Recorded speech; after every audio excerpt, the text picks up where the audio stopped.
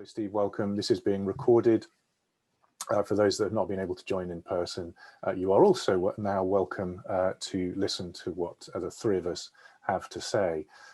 So just wanted to just basically introduce it by saying, well, we talked about this being 3 simple strategies to enable growth in 2021. When we first put out something about this session, because there were 3 of us, we each came up with a word. And that word, when you put them together, those were simple, realistic, and success. So that kind of made us think about, well, actually we've got 3 words. What 3 words? Ah, yes, there's this thing called what 3 words. And if anybody doesn't know what 3 words is, it is a way of being able to locate anything on the planet based on 3 words. So I know what you're all asking yourselves, and that is, where are the words of simple, realistic, and success? Well, they are in fact in Venezuela. So that is the answer to the most pressing question that you have had for the last 2.5 weeks.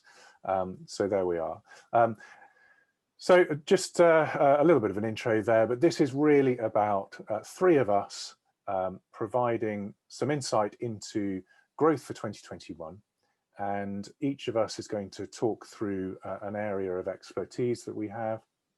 We'll talk about some of the key strategies that we think are right, and then we're each going to be pressed in true Desert Island Discs fashion. You're only allowed to keep 1 of the songs with you on the Desert Island. We're going to be asked to decide which of our children, which of our strategies we want to keep and offer you as the main suggestion for 2021. So this is all about simplicity. It's all about being realistic about what can be achieved in order that you're geared up to success. First off, I would like to introduce you to Jarmila. Jarmila, hello. Would you like to tell us a little bit about you? 30-second soundbite as to why people should listen to what you have to say about 2021. Oh, thank you, Ralph. Quick sort of soundbite. Well, for 2021, no business can truly succeed without marketing. You'd expect me to say that because I'm a chief marketing officer. But without the right marketing, and that starts with strategy, you're not going to set yourself up for ultimate success. So from setting out your business vision and your business strategy and objectives, you will need to develop a marketing strategy. It need not be complicated though, simple is best. But you'll then need to translate that to a plan and ensure you've got great implementation of that. So I'm here today, and thanks for inviting me here, Ralph and Ian. I'm delighted to be here with 2 sales pros, showing that marketing and sales can work together. We need to. But I'm here today to share my insights and views from my 25-year career in marketing, sharing that experience that spanned startups, mid-size and blue chips, generating impact that's included launching companies, launching products, building pipeline, winning awards, raising investment, and also supporting successful business exits. Most recently, I've been recognised by business trade associations for my dedication to supporting business growth, especially in these troubling, challenging times of 2020. But also for my passion in promoting the professionalism of marketing and getting it into the boardroom. And that's what I'd like everybody to sort of think about, is to allow marketing into the boardroom, having it at that top table and making sure it's an essential cornerstone of your business strategy. So as I say, no business can succeed without the right marketing strategy. I've got lots of experience ensuring my clients get that marketing strategy in place. And critically, it's lovely to be here with sales on this panel because we understand how vital it is that sales and marketing work symbiotically together. We can't exist without each other. So that's an interesting point. Thank you very much, Jarmila, for introducing yourself. There's often a tension between sales and marketing. There's been in the past this thing that salespeople are like, what does marketing do? We're the ones that are out, the heroes in the field. And there's marketing going, God, we generate all these leads and these amazing opportunities and events, and these salespeople don't follow up on them. So we could debate for a whole hour about just that point. And I think in some companies it really has come together extraordinarily well, which is excellent, and in others it hasn't. How would you define the purpose of marketing? Really, really good question. And I'm delighted that you've mentioned the word purpose, because so much is needing to be purpose driven these days. Well, really, I think distilled to its essence, marketing is about attracting interest. It's that first step where a proficient sales team, and the emphasis there is on a proficient sales team, can then convert it into business. I mean, our focus today is on 2021. My view that the businesses that are going to succeed in 2021 will be thinking about their purpose, not just about their business mission, but the purpose that's at the heart of their business and their brand. And they're going to need to have what I call the attraction factor. And for those that will truly succeed, marketing's purpose is to help those businesses and those sales teams have an attraction factor that isn't limited to just the customer. Yeah, you've heard me right. It's not just about leads and the customer, because growth for businesses going forward can come from other areas as well. So ensuring that you line up your marketing, so your brand, your programs, your campaigns, so that they can appeal to more than just the customer, because you're going to need to attract customers, talent, so future staff, partners, potentially. You'll need strategic alliances and partners, investors to actually invest in the organization. And for those that are thinking exit, the all-important buyers. So getting on the radar of buyers. So those that will really succeed won't just nail that sort of customer attraction, but will also be looking at a couple of others as well. But it doesn't have to be adding complexity. Again, if you're being authentic, all of the stories, all of the stories around your brand will come true. So it won't be a forced thing. It'll be very, very natural. So you'll have different angles depending on the audience that you're speaking to. Okay, so is it about simply doing more things, albeit that they're relatively simple and straightforward? Is marketing for 2021 about doing just more of it, or is there something more to it than that? Well, some might expect me to say, yes, of course, you've got to do more marketing. You know, do more marketing and layer on all these different things. There's all these new shiny new toys and tools and techniques and things that you can do. But actually, no, it's about, I think we've had a time to pause in 2020 and to reflect on, you know, what's working, what should we be doing? And going into 21, it's as important, what should we stop doing as what should we be doing? But you've kind of got to go back to your business strategy and think about actually what is our vision, what's our mission, what are we trying to achieve here, and then devise the right marketing strategy, and then focus on developing the right plan, and then flawless, excellent execution. So it's not about more, it's doing the right marketing, and that starts with strategy. We've seen lots of shifts over the years, and we've certainly seen a lot of shifts in 2020. So going into 21 and further into the 20s, we really do need to think very, very carefully about where we place our bets and how we should be marketing ourselves and our brands. And yes, it's about both things. And those businesses that will excel will be looking at showing themselves as being human, showing up as their personal brand as well as their corporate brand, and you know, connecting those together. That's really interesting because I see on LinkedIn, which is obviously a place where many of us are posting lots of things. It's a place where lots of people shout loudly about the stuff that they're up to. But there isn't actually that much engagement. When I look at it, you know, most of the engagement I see on posts is from people who work in the company that's posted it, or people who are sort of friends. And yes, that propagates the message out there.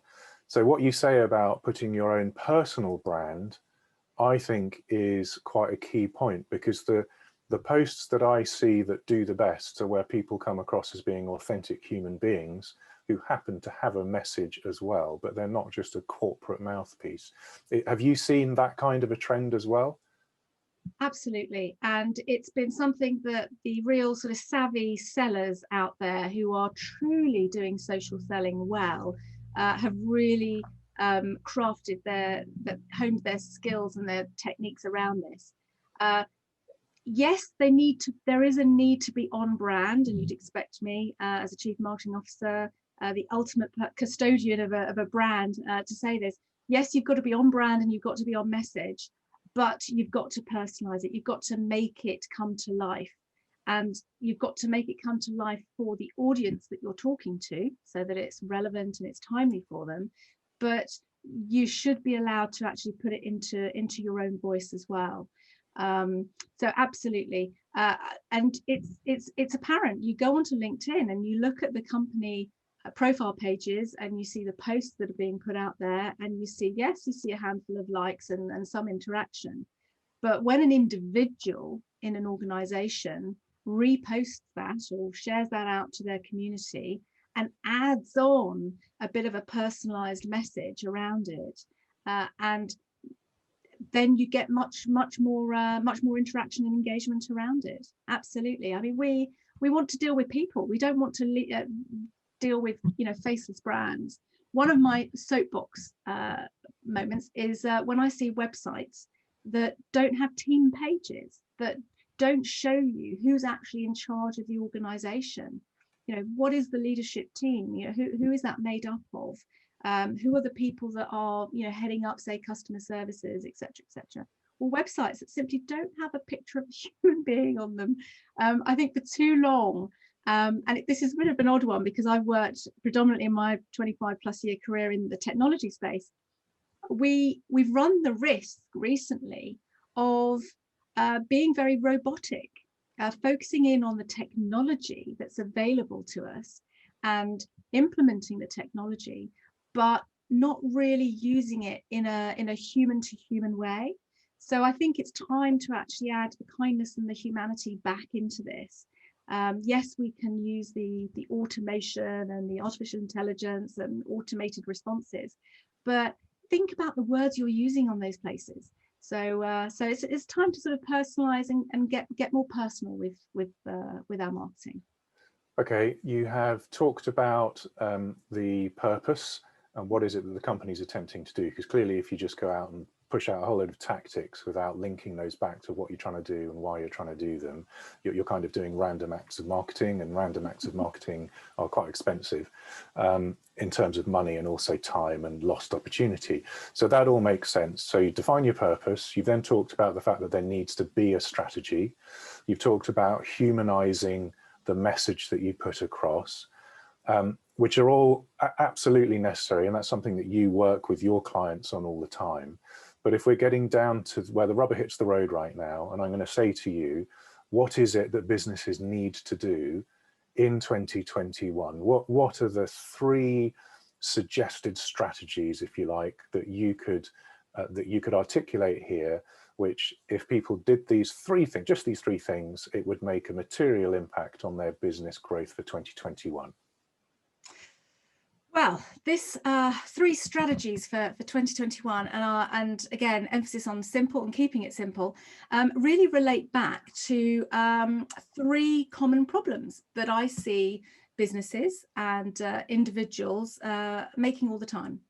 And they're common problems in that they have a low level of sales, they have a low level of inquiries, and they've got a low profile. So the 3 strategies that I would suggest in order to improve their profile so they can increase their level of inquiries and have better opportunities of increasing their level of sales is to, firstly, sharpen up their go-to-market strategy. So absolutely thinking about your brand, thinking about who your target audiences are, and think really, where should you be showing up? What should be in your go-to-market strategy? The second thing is optimizing your brand, because your brand, as I touched on earlier, is both your personal brand and it is your corporate brand. But how often do we truly optimize it? You mentioned about LinkedIn, and it's a key platform for anybody in B2B. how often do you go onto LinkedIn to you get a message from someone, you think, well, who is this that's contacting me to try and sell me whatever, you know, widget or device? You go on to look them up, and you think, oh, well, they don't come across as very credible. Why am I going to part with my hard-earned cash or my business's, you know, hard-earned money to you know, that it doesn't lend credibility to it. So optimizing personal and business brand is a key thing. And on the personal side, it doesn't cost you anything but your time to sit there and sort of work on your LinkedIn profile. And the third thing is implementing an integrated marketing campaign. It's absolutely crucial that people do think in an integrated way. It's not enough just to think, well, we've got the website and we've got a couple of other digital tactics. You need to think broader than that. And you also need to think about how you can add in some direct as well. Now, I'm not suggesting we go back to the days of old of lots of badly executed direct mail, but in the right instance, targeted high impact smart mail can make a huge difference to the engagement that you get and also the deal value. So that blend between offline and online, and especially as we come out of the COVID era, will become very, very important. But what I would say wrapping around all of that would be community and the sense of building community with those key audiences. So that's as a bonus fourth item. A bonus fourth item, there you go, you're adding value every minute. So it's, I just want to pick up on one thing that you've just said there before we dive into talk to Ian. Just today, I got an email from somebody I didn't know, and it was another one of these emails that comes through on LinkedIn. I opened it up and I thought, oh, it's going to be another one of these things that clearly is just sort of, they're using duck soup, or they're using one of these automated LinkedIn, you know, emailers. Except that a personalized video came through where the person was actually talking to me. They had written a script for me about something which they thought they could help me with. So what did I do? I immediately went back and thanked them because they took the time to send something personalized. I had a great conversation with them. And I thought, you know what, that is a stroke of genius. Now, clearly that took that person, well, it would have taken them quite a long time. And if you're going to do that kind of thing for lots of potential customers, it's going to take you quite a lot of time. But, you know, to your point, something that is human, it's personal, but it's a direct outreach, the same way that other people are outreaching to you, but just done in a different way, made me sit back and go, that was good. And that literally, I mean, this wasn't even a setup. That actually came through this afternoon at about 3:30. So amazing. Thank you so much, Jarmila. Definitely quality over quantity every single time. And, you know, it's so easy to hit the unsubscribe.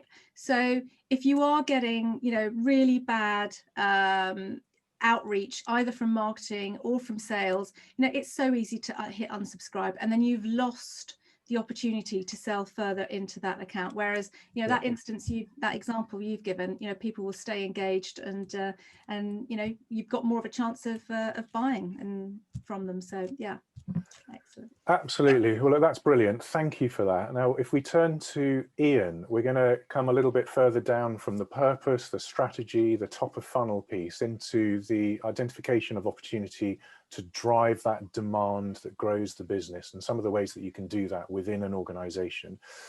So Ian, tell everybody who you are, why you're here, why we should listen and care about what you have to say before we dive into it. So that's a bit of a reach. Thanks, Ralph. So I've spent the last 10 years or so working with technology companies, helping them build sales organizations, helping them work out how to build sales strategies, selling new things to new people, new buyers, new technologies. And across that time, I've worked with some of the biggest names that you can imagine and some of the tiniest startups, VC funded, out of the US. And I suppose I've seen the good, the bad, and the ugly of everything that you can possibly try in those markets to get you the edge that you need to be able to win. Okay, well, brilliant. So you talk about the good, the bad, and the ugly. Can you just give us some examples? You know, don't name the you know, the ones that you don't want to, but do name the other ones that you might. Just, you know. I think it was really interesting because I took a bit of time to go back over it's about 70 or so businesses that I've worked with. And I took a bit of time to go back over that and actually look at what made the successful ones successful and the less successful ones less successful. And actually there was a common theme that ran through that, and it didn't really matter about size. So, you know, often you break businesses down into enterprise and into startups, but actually it really didn't matter, because if you were trying to sell something new or do something new, it usually is a smaller part of a large organization that's trying to do that. And the characteristics of that smaller part of the organization are actually often quite similar to a startup. Maybe they have a bit more funding, but often they have less funding. And actually the common thread is there a shared ambition through that business? So can you look to the top of the business all the way through, and can they clearly articulate where they're trying to get to, and how they're going to do that? And it's linked to the purpose that Jarmila was talking about, but it's probably a bit more time bound. So it might be the 12-month, 24-month horizon. And the best analogy I've heard described, the way to describe this is a bit like an old pirate ship or an old square rigger. And at the top of the mast, you have the lookout who is setting direction, knows exactly where they want to go. They can spot landfall and they can point it out, and they can tell you where to go. And then on the deck is the deck officer who's giving instructions to the rest of the crew, and in the bows of the ship are the rowers who are rowing as hard as they can. And the rowers rely on the deck officer to tell them where to go, and the deck officer relies on the person at the top of the mast to tell them, you know, give them oversight and direction, but there's some delegation. And more often than not, if it's a windy day or somebody's not listening properly, it gets lost. The direction gets lost between the top and where that deck officer is. And it's exactly the same. It pans out exactly the same way in many businesses. And obviously, if you're a large global business, you can be much further away from the person at the top who's setting the vision and the ambition. But equally, if I've worked with many startups where they might be US HQ'd with a small UK function. And again, that Atlantic gap is just cavernous. And there is either a lack of shared ambition, a lack of understanding about the different markets, and a lack of communication about the resources that's required to be able to execute the plan. And if you don't have that, you just set yourselves up for failure. Okay. So if you've got that potential for confusion, potential for the message to be misaligned, how can an organization, and have you got any examples of this, how can an organization actually allow people further down, assuming it's a hierarchical top to bottom structure, but how can you allow other people who aren't on the management board to make decisions that are the right ones, that are aligned to where the strategy is trying to go? And yeah, it's a good question. And actually it comes back to, funnily enough, keeping it simple, is that it's very easy to overcomplicate all of this stuff. But ultimately, businesses are out there to make money. I mean, there's lots of different things that sit around that, but ultimately your measure of success is how much money you make. And particularly in technology, it's a shareholder or an investor who wants to see a return on their investment. So that's your simple measure. How you go about doing that and how you deliver customer success to your customers is what kind of tends to differentiate you. What I've seen works really well is that if you set some simple, give everybody some simple filters or lenses through which to make some decisions. So we all know, I mean, this year has been a classic example. You have a plan, you get to March, it goes completely down the toilet and you have to adapt. Now, if you've got a business that is very structured and all instructions are driven from the top, and there's very little delegated decision making, then they struggle in that kind of scenario. It becomes very hard to adapt. If you hire if you have a business where you structure it in a way where you give people those lenses, so I'll give you a simple example. Let's say you've got a sales team or a customer success team, and you say to those individuals, right, when you make decisions about how you spend your time and what you do, you have to be able to see them through one of these. So one might be adding value to your customers, one might be making yourself better at what you do, and there might be another one that says helping your team be better at what they do or delivering value. But you keep it very clear and simple.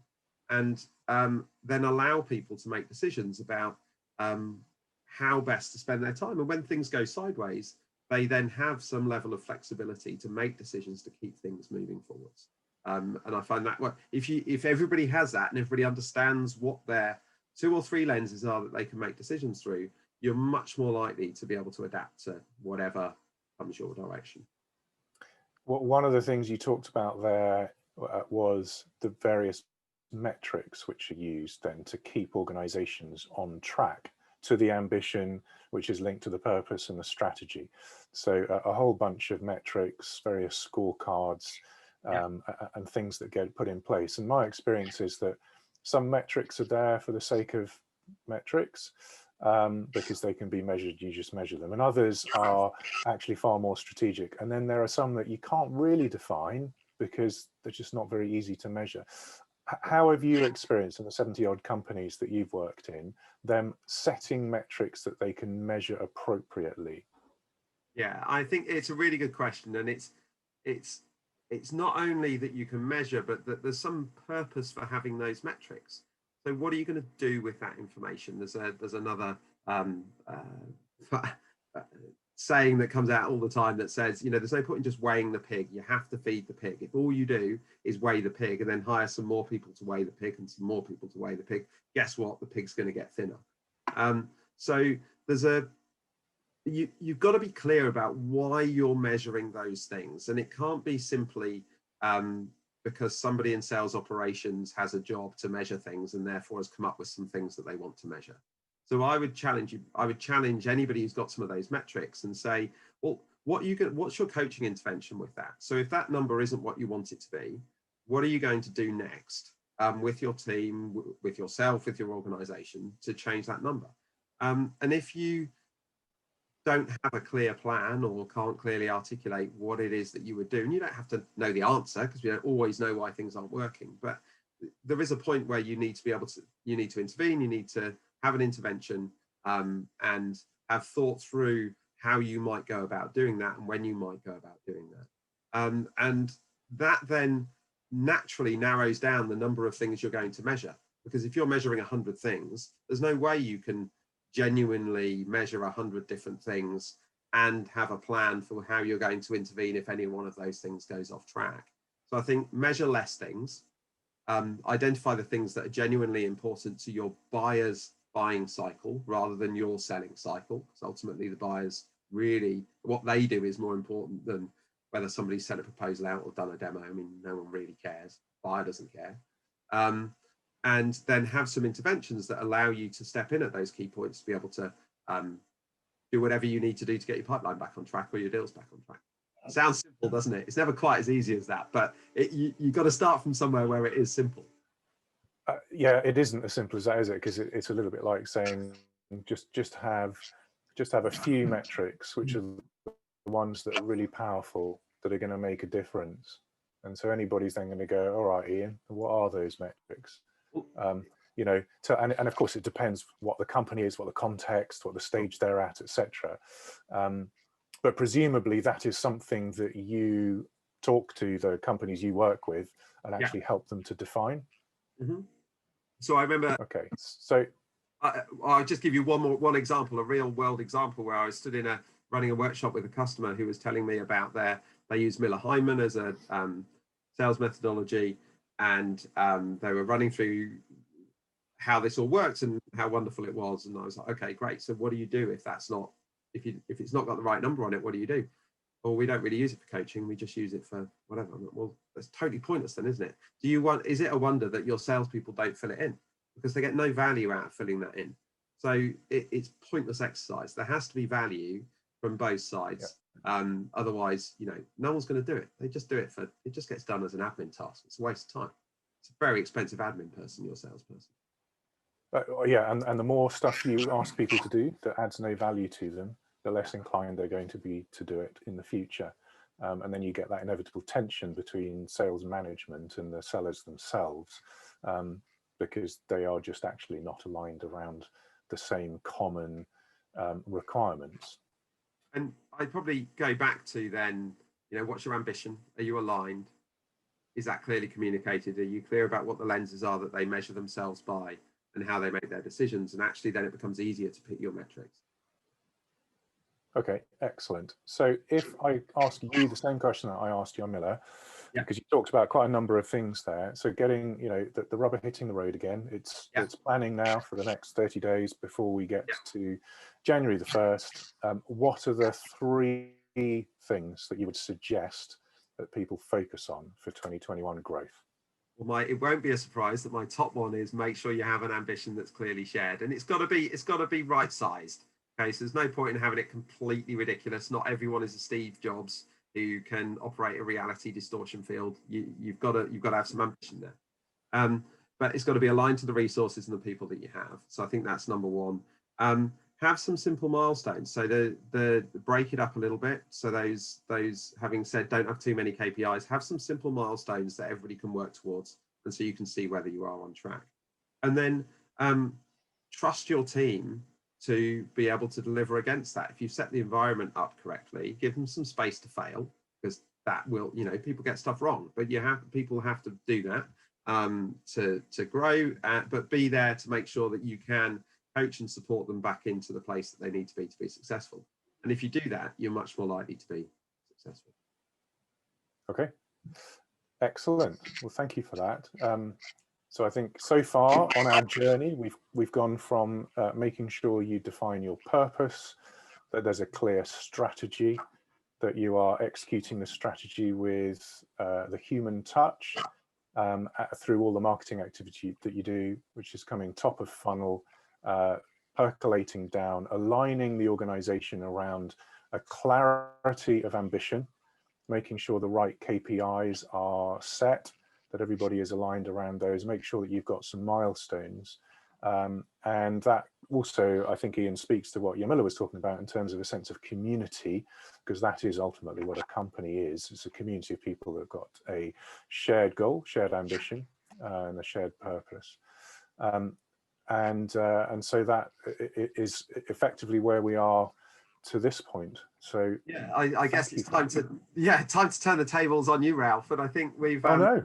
Yeah, you know, I wasn't expecting that. that we've covered this bit so far, and the bit that I nearly morphed into and then didn't is the people bit. So obviously we talked about brand and purpose and ambition and structure and creating the environment for success. But I think certainly that one of the most critical, if not the most critical thing, is making sure you have the people in your business who can help you drive that forwards.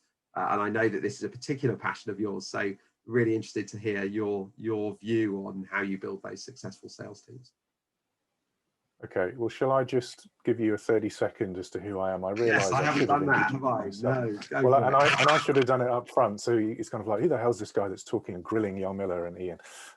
So I have been around the block for a while, sort of 25 plus years, running sales and marketing and strategy and alliance teams, mostly in technology, in some AI companies, through startups, and also in corporates, global roles, national roles, etc. And have seen quite a lot of things that work really well and an awful lot of things that don't work at all.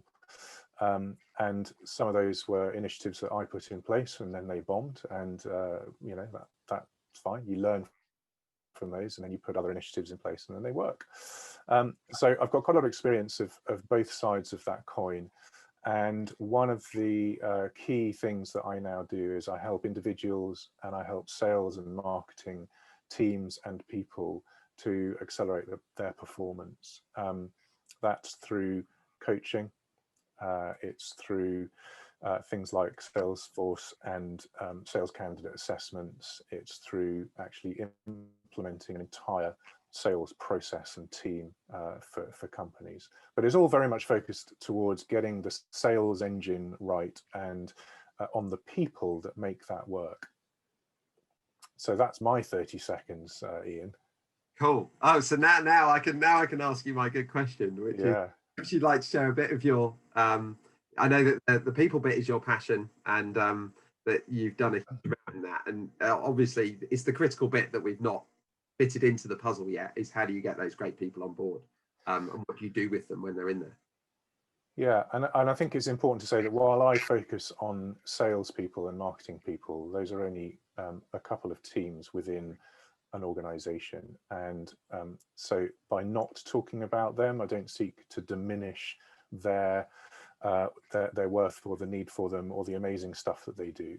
You can sell as much as you like, but if you haven't got a customer service team, an operations team, or product people developing, you don't have a business. So that and all of those teams are critical. But my focus is around salespeople. So if we continue the kind of marketing theme, and then through aligning with the KPIs, and then down to the people themselves, what I would ask is, and I always ask this of the founders of tech startups or the SVPs of sales, how many of your people, how many of your sales team are being successful? How many of them are on their number? And they'll say to me, oh, well, look at my spreadsheet. I've got KPIs that say that these 15 people are under their number by quite a lot. These people are sort of a little bit under, but they can probably pull it back. And here are the high flyers. And then I say, so why are those 15 people under the line? Well, they're just not selling enough. Well, no, that's what the data tells us, but why? Not sure. Okay, so why are the people that are selling really well selling really well? And they go, well, they always sell really well. Okay, but why? Don't know. Now, the reality is you can have an amazing amount of stuff that comes in top of funnel. You can have great opportunities. The company does a brilliant job at putting its message out there, at evangelizing, and then they come through into the funnel. But ultimately, it'll be the sales team that pushes those through to closure or not. And so having a sales team that is the best functioning team in the organization is critical to your success as an organization. So it's the first thing I would always do is look at assessing the sales team to understand what drives them, how they operate, what are the things that they do which are actually sort of part of sales DNA. Sales DNA is a really important thing because there are certain elements of being a salesperson that you can coach, right? So you can coach competencies around qualification or presentation skills or how to close deals, those sorts of things. But there are sales DNA elements which basically aren't coachable, right? Here's an example. You've got some people that are really good at controlling their emotions, and you've got other people that aren't. If you're a sort of person who can't control their emotions, you're probably not best suited to being a new business development person, because you're more likely to find it a challenge to reconcile this issue of not knowing when or whether things will close, that sort of uncertainty, than somebody who's an account manager who's got a relationship, who's building a relationship. So that's an example of a DNA aspect. You'll find that some people are really good at handling rejection and others aren't. Again, it's not a coachable thing. You can talk about it, you can sort of reconcile, and think what does a rejection mean and how can you deal with it? When I was much younger, I used to sell perfumes door to door. So I would carry my man bag over my shoulder with lots of bottles of perfume in, and I'd walk up and I'd knock on the door and I'd go, oh, hello, do you like to smell nice, sir? Oh, you would, sir. Oh, very good. Let me spray you with this, sir. And they'd kind of go, oh, that smells quite nice. And I go, oh, brilliant. Would you like a bottle, sir? And they kind of like, not sure, actually, no. Off you go. And it's like, oh, okay. It's like I've spent 20 minutes just doing my best perfume sales job ever, and I've just been rejected. Now, I sold some and I really enjoyed it, and I used to go home smelling amazing, but it wasn't for me ultimately, because I'm not brilliant at handling rejection, right? So that's why you should never put me as a new business hunter. I never was. I was never good at that. But put me as an account manager or an account director, and I'll build an amazing relationship with my customer, right? So that's an example of a DNA. You can't really train it. You can't teach it. People are either, like that or they're not. So understanding your sales team, who's playing in what position, and understanding then what are the coachable elements that you can train, the sales competencies, is a critical thing to do, because if you've got somebody in the wrong place, if you've got me, for example, you put me in a business development role, you're not going to get as much out of me as if you put maybe Ian in a business development role, right? Who knows how to do that. But if Ian was an account manager, maybe he wouldn't be getting as much out of a customer as I would be. So we could be in the wrong place. Both of us are under that line. We're part of that 15 in your sales team that are underperforming. And you could look at us both and you could go, do you know what? You're not performing. I'm going to get rid of you and I'm going to hire other people in. Whereas actually, if you did a full assessment, you would then understand, well, actually, Ian's better suited to new business, Ralph's better suited to account management. Let's swap them over. And then all of a sudden, we're no longer part of the 15. We're flying because we're doing the things that suit us.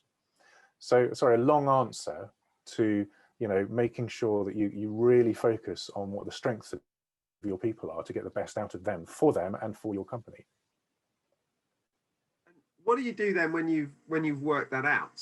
Or what happens when you, so go back a bit, in fact, so I want to ask a different question. If you go back a bit and you say, so you know what the strengths are that you have, are you planning in? So are you doing some planning at the front end that says, we need some people that look like this and we need some people that look like this? You've almost, do you start again with a clean sheet of paper and say, oh, I want these roles, let's see what we've got? Or do you see what you've got, see where you can fit them? And then how do you actually approach when you get into that scenario?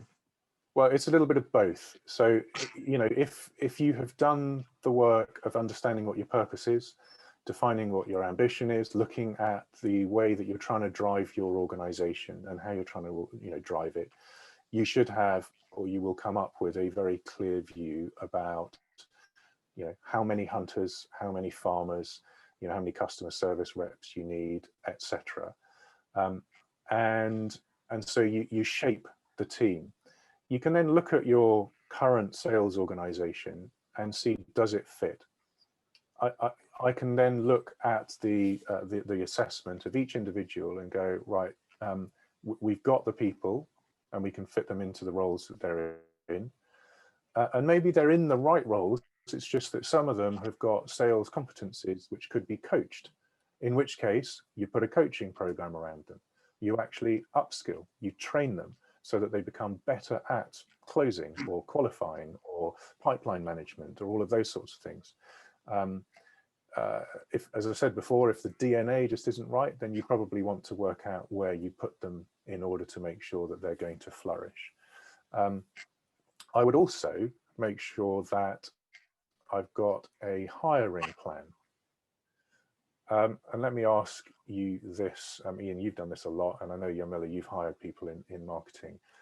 Have you ever done a full assessment of a salesperson's sales DNA, their will to sell, and their sales competencies as part of the interview process? Well, I think so. I might have a slightly, I think we did a pretty good job of that in my past life.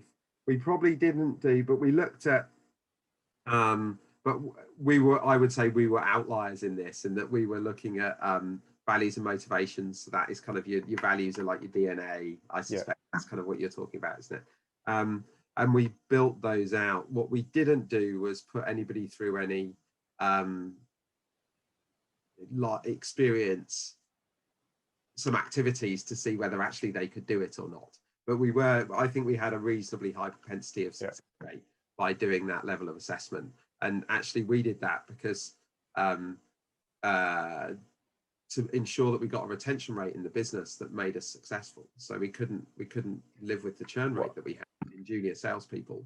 And it was make sure that we assess it and get the right people in. Made it harder because it narrowed the pool significantly. We got a retention rate from about 60 to 70% year one retention rate up to about 85 to 90% year one retention rate by putting that level of sophistication in. And that is the critical point, right? So you have used an assessment, like a formalized assessment, to reduce the risk of the wrong hire, and therefore to reduce the churn rate. And the recruitment model is an interesting model. They make money by putting people into your organization. They don't mind whether those people fail or succeed beyond the period where they collect their fee, right? So if they fail, well, then they get the opportunity to sell in again. It's their business model, right? So they don't like these assessments because they want to be able to churn more people through the business. But that costs the business money, like a lot of money. It costs for lost opportunity. And it costs for morale, and it costs because customers see not just one account manager, but then they see another one and then another one because people have churned through and they've not been successful. So if you go through a process where you have a really rigorous assessment as part of the interview process, you may actually find that you spend less time interviewing because you've actually gone through that process before candidates get put forward to you. When you look at hiring them, you know what their sales DNA is, which is a much bigger predictor of whether they're going to be good at selling for you than the fact that they spent 10 years at a company that looked and felt a bit similar to you. But actually, to be honest, the stock market, you're always given a warning. Past performance is no predictor of future gain or benefit. And it's the same when you're recruiting people. But if you go through an assessment, you understand all of that. So I guess my message is really know your sales team so that they're in the right place, and then have a plan about how to hire when you're growing, or how to hire to backfill those that you may decide aren't right for your organization or who naturally decide they want to move on. Because if you don't have an engine that is truly firing on all cylinders, you're leaving money on the table. And all the good work that's been done from a marketing point of view, and then from an alignment perspective within the organization, can be diminished significantly because you haven't got the right people doing the right jobs at the right time in the right way that suit them and suit your organization. So have you got a couple, can you give us three of that out of all of that? So we've covered the science, the coaching, the making sure that you do the assessment piece, understand the DNA, really understand what you need to be able to do those roles. So the criteria that you need in each of those different roles, or a whole range of different topics in there. Could you pick three that you think are the top three things that you need to make sure? Yes, so I would say first thing is define what your sales organization is going to look like, needs to look like, based on who you want to be, who you are as an organization, what your ambition is. The second thing is then make it a plan, make it a priority in Q1 2021 to know your sales team like you've never known them before, right? Because only once you know them as individuals can you then do the third thing, which is to put a coaching program around them, to know who to upskill when, on what topic, not just a generic training that you send everybody through that wastes half the people's time because it's just a bit of a refresher and they mostly do that anyway, or it just falls on deaf ears, but something that is really tailored to the individual. Because if you do that, if you just make a sort of 2 or 3% gain on each of the 21 core sales competence areas, compound those, and all of it, and you compound them not just for the individual, but you compound them for the individual and then across the entire sales team. And then all of a sudden you've got more pipeline coming through, you've got more opportunities being closed, you've got happier customers, you've got happier salespeople because they're earning more. So those are my three things. Know what your shape of your sales team should be, know your people, put in place a plan for each of your people as individuals. Oh, thank you. Good coverage. So do we need to though pick our top three then? So out of all of that, if we're going to narrow down into our top three, we all have to pick one thing that we have to do next year, or to keep it simple, what do we think we're going to do? Jarmila, what would you pick? Right, so out of my three children, let's call them, of go-to-market strategy, brand optimization, and integrated campaign, I would say that you've got to start with the basics. You've got to start with brand and ensure that brand is ship shape for the future and for what you need to do, and that it aligns to your customers and where they're at for the right time period. And there have been so many shifts. So I would say brand optimization. And it's especially important because if you can get that bit right, you can use your people, provided you've hired the right ones into the right roles and all of that good stuff.